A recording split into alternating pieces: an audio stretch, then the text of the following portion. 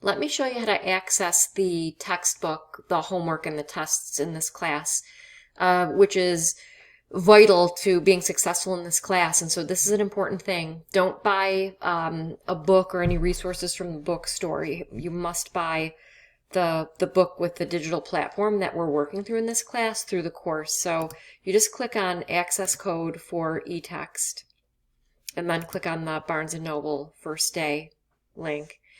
And it will come up with your code. Here, there's only one code. This is our class, the Human Anatomy Physiology 2. You might have other books here if you have other classes that are putting their resources online.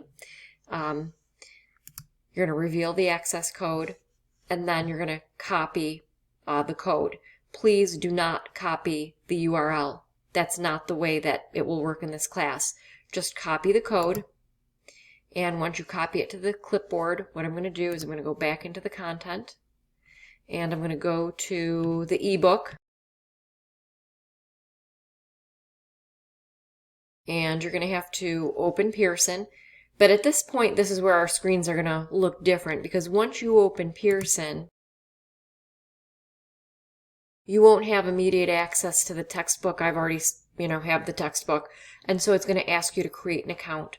What you want to do is agree to the terms and conditions, and then you're either going to create an account, or if you had this class last semester and you have your Pearson username and password, you can go ahead and log into your account using that code. So either way, you're going to need to either create an account or log into your Pearson account. Once you do that, then you should have access to the book and everything else, and you could test it by, say, after you create your account, going into the homework and tests, clicking on the first homework and seeing that it's there for you. Let me know if you have any questions. Thank you.